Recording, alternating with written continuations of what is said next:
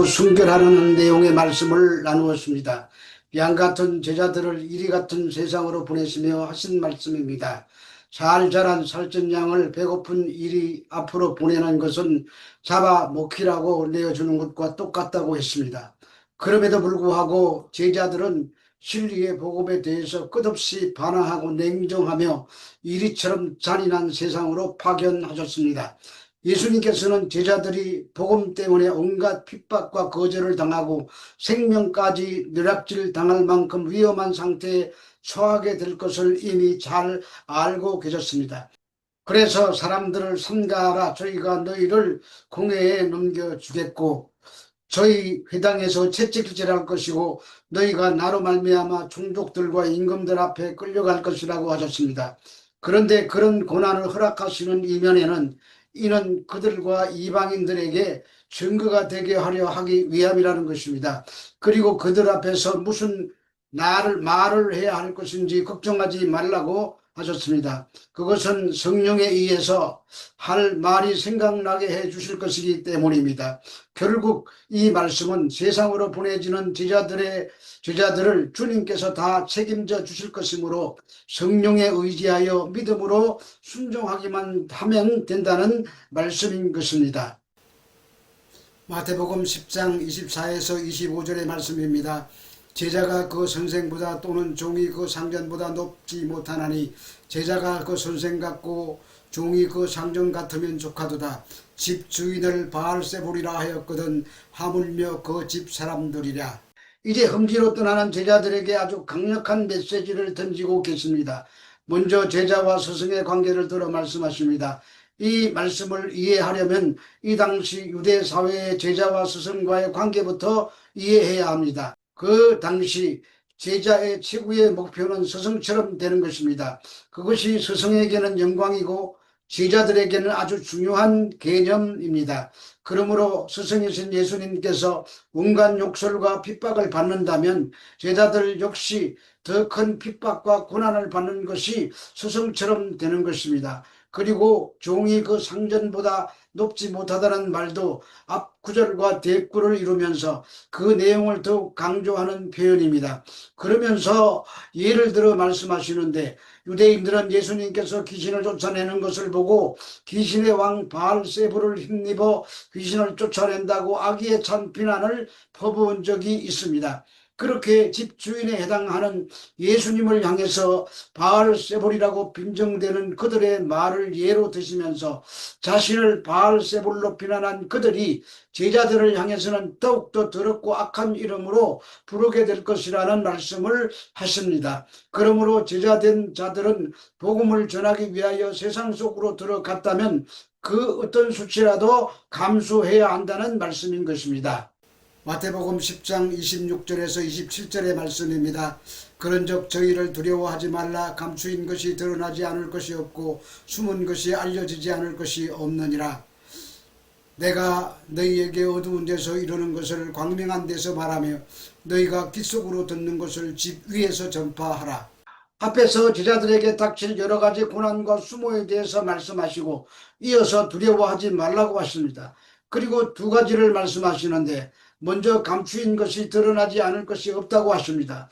여기서 드러나다라는 뜻의 헬라어 아포칼루토는 원래 벌거벗겨지다라는 의미로 하나님께서 깊이 숨겨둔 인간의 가장 수치스러운 죄악까지도 낱낱이 파헤치신다는 말씀입니다. 이 말씀은 제자들을 격려하시면서 설령 세상 사람들로부터 정당한 평가를 받지 못하고 핍박을 받는다고 하더라도 물러서지 말고 담대히 복음을 전파하라는 말씀입니다. 그러면 하나님께서 모든 것을 아시고 계시기 때문에 제자들의 무죄함을 입증시켜 주실 것이고 또 진실을 밝혀 주실 것이라는 말씀입니다. 그리고 숨은 것이 알려지지 않을 것이 없느니라는 말씀도 같은 뜻으로 내가 너희들을 다 보고 있으니 두려워하지 말라는 말씀입니다. 한편 두려움이란 사단이 성도들을 넘어뜨리기 위한 무기들 중에 하나로서 사단은 언제나 성도들에게 두려움을 심어주고 낙심시켜서 자신의 목적을 달성하려 합니다. 여기서 그들이란 제자들을 맞이할 세상을 가리키는 말인데, 구체적으로 그들은 제자들을 박해하는 자들이고 고난과 불무 속으로 집어넣을 대적들을 말합니다. 그리고 그들은 눈에 보이는 대적들일 수도 있지만 신앙을 지켜내려면 자신의 내면에서 자신과 싸우는 가운데 일어나는 삶의 문제나 정신적인 고통일 수도 있습니다. 왜냐하면 우리는 믿는다고 하면서도 육신에 속하여 세상 유혹에 자주 넘어졌다가 일어서기를 반복하기 때문입니다. 한편 예수님께서는 이러한 분부를 하신 것은 박해자들이 당신을 따르는 제자들까지 죽일 수 있는 위치에 있다 해도 그들이 결코 제자들의 영혼까지는 좌우하지 못할 것이며, 더욱이 그들이 전하는 복음에는 하나님의 능력이 함께하고 있고 또 하나님이 그들을 지키실 것이기 때문입니다. 바로 이러한 이유 때문에 성도들은 어떠한 핍박도 두려워하지 말고 담대하게 불신의 세계로 영광스러운 하나님의 진리를 가지고 가서 그들을 정복해야 하는 것입니다. 그렇게 어려운 상태에서 전하는 복음을 어두운 데서 이루는 것이라고 말합니다. 그것은 하나님의 성령을 통해서 아무도 모르게 깨닫게 된 그리스도의 진리, 즉 예수님께서 제자들에게만 비유와 같은 숨겨진 말로 가르치신 비밀스러운 교훈을 말합니다. 이 하나님의 비밀은 제자들이 이를 전파하여 하기 전까지는 비밀에 붙여져 있었습니다. 그러나 광명엔 돼서 말해야 한다고 합니다. 이 말은 제자들이 전하들은 진리의 말씀이 앞으로 아무런 두려움 없이 공개적으로 온 세상에 충만하게 선포되어야 한다는 말입니다. 그리고 귀속으로 듣는 것을 집 위에서 전파하라고 하십니다. 이는 제자들에게 은밀하게 전파한 복음을 이제는 대중이 알아들을 수 있도록 큰 소리로 외쳐야 한다는 말입니다.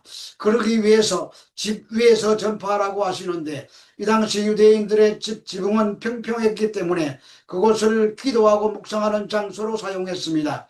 또 이 지붕은 회당의 관리인이 안식일 전날 밤에 안식일의 시작을 알리기 위한 신호로서 높은 집의 지붕 위에서 나팔을 6번 불었는데, 예수님께서는 이와 같은 안식 준비 나팔을 염두에 두고 제자들에게 이런 명령을 하셨던 것 같습니다.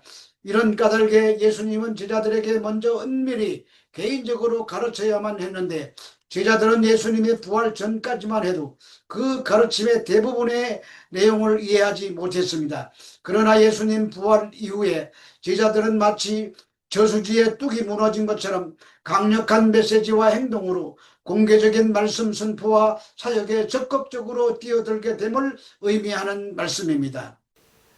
마태복음 10장 28절의 말씀입니다. 몸은 죽여도 영혼은 능히 죽이지 못하는 자들을 두려워하지 말고 오직 몸과 영혼을 능히 지옥에 멸하시는 자를 두려워하라. 여기서도 두려워하지 말라고 하십니다. 그런데 또 두려워하라고도 하십니다. 이 말씀은 몸을 죽일 수 있으나 영혼을 지옥에 멸하시는 자를 두려워하라는 데 강조점이 있습니다. 몸을 죽이는 자들은 현세에서만 발휘할 수 있는 권력을 가진 인간들을 가리키지만, 영혼은 비물질적인 것이며 불멸의 것이므로 영혼을 회할 권세를 가진 자는 하나님 외에는 아무도 없습니다. 그래서 몸과 영혼을 능히 지옥에 멸하시는 하나님을 두려워하라고 강조하는 것입니다. 실로 죽음의 권세 아래 놓인 몸이란 영혼과 비교했을 때 너무나도 보잘것없는 것이며 일시적인 것에 지나지 않습니다. 따라서 일시적인 육의 죽음은 영원한 영혼의 멸망과 비교했을 때 그 역시 가치가 너무나 미미한 것입니다. 또 두려워하지 말고는 헬라어로 메 포베데세 아포인데, 이는 두려움에서 완전히 탈피하라는 뜻으로 단 한순간의 공포마저 용납해서는 안 된다는 뜻입니다. 실로 영과 육의 생탈 역사권을 가지신 하나님을 두려워하는 자는 하나님 외에 아무것도 두려워하지 않게 됩니다. 그러나 하나님을 두려워하지 않는 자는 하나님 외의 모든 것을 두려워합니다. 인간이란 고난이나 죽음을 앞두고 그것을 예견할 때 엄청난 두려움을 느끼게 됩니다. 하지만 하나님 한 분만을 생각하고 그분만을 두려워할 때, 또 영원한 생명과 의를 생각할 때 이 같은 두려움은 사라지고 순교까지도 감당할 수 있는 담력이 생겨나게 되는 것입니다. 그러므로 이 말씀이 갖는 진리는 시련과 고난의 현장에서도 물러서거나 움츠려들지 말고 복음을 선포해야 한다는 말씀입니다. 이 땅에 내 주변에 지금 이 기회와 시간을 놓치면 그들은 다시 복음을 들을 수 없는 촉박함에 놓여 있는 사람들이 많습니다. 그래서 교회의 가장 궁극적인 사명은 복음의 긴박성을 가지는 것입니다. 교회가 뭐 하는 곳이냐고 질문한다면 지금도 지옥의 불구덩이를 향해서 달려가고 있는 자들에게 복음을 전해서 지옥의 낭떠러지 밑으로 떨어지고 있는 자들을 향해서 소리 질러야 하는 것입니다. 마태복음 10장 29절에서 31절의 말씀입니다. 참새 두 마리가 한 아사리온에 팔리는 것이 아니냐. 그러나 너희 아버지께서 허락지 아니하시면 그 하나라도 땅에 떨어지지 아니하리라. 너희에게는 머리털까지 다 세신 바 되었나니 두려워하지 말라. 너희는 많은 참새보다 귀하니라. 참새 두 마리가 한 아사리온에 팔린다고 합니다. 한 아사리온은 노동자의 하루 품삯에 해당하는 데나리온의 10분의 1에 해당하는 가치입니다. 그러므로 푼돈에 두 생명이 팔릴 만큼 가치 없는 것이라도 하나님의 섭리하에 있다는 말입니다. 그런데 너희 아버지, 즉 하나님께서 택하신 하나님의 백성들은 하나님이신 아버지께서 얼마나 귀하게 여기시겠다는 말씀입니다. 그리고 허락지 아니하시면은 헬라어로 아뉴인데, 이는 적극적으로 하나님께서 참새의 생존과 죽음에 깊이 관심을 가지고 깊숙이 관여하고 계신다는 뜻으로 이 같은 사실은 시련과 고통 중에 있는 자들에게 큰 위로가 되는 말씀입니다. 그리고 너희에게는 머리털까지 다 세신 바 되었다고 하십니다. 참새와 대조적으로 너희를 강조하시므로 그 보살핌의 강도를 더욱더 깊게 표현하십니다. 한편 세신 바 되었나니의 헬라어 에더레 메네나이 A씨는 완료 수동태 분사로서 이미 옛날부터 셈하신 바 되었다는 뜻이고 지금도 여전히 세고 계신다는 뜻입니다. 유대인들은 신체 중에 가장 적은 기관을 머리털로 이해했습니다. 이처럼 아주 적은 것과 큰 것을 대조하여 이해하는 것을 아브로티오라는 설명 방식이라고 하는데, 그것은 가장 작은 것을 통해서 가장 큰 메시지를 드러내는 설명 방식을 말합니다. 그러면서 두려워하지 말라고 합니다. 첫 번째는 모든 진리가 드러나고야 말 것이기 때문에 두려워하지 말라고 하셨고, 두 번째는 박해자들이 아무리 성도들을 괴롭힌다고 하여도 그 고통은 하나님 심판에 비하면 아무것도 아니며, 또 우리의 몸은 일시적인 것이지만 영혼은 영원한 것이기 때문에 두려워하지 말라는 것입니다. 그러나 세 번째로 언급된 이 말씀은 적극적인 의미를 가지고 있습니다. 하나님은 우리 일상에서 일어나는 모든 일을 처음부터 끝까지 다 세시고 간섭하고 있다는 것입니다. 그래서 두려워하지 말아야 한다는 것입니다. 다시 한번 성도가 얼마나 귀한 존재인지를 너희는 많은 참새보다 귀한다는 말로 결론을 내리십니다.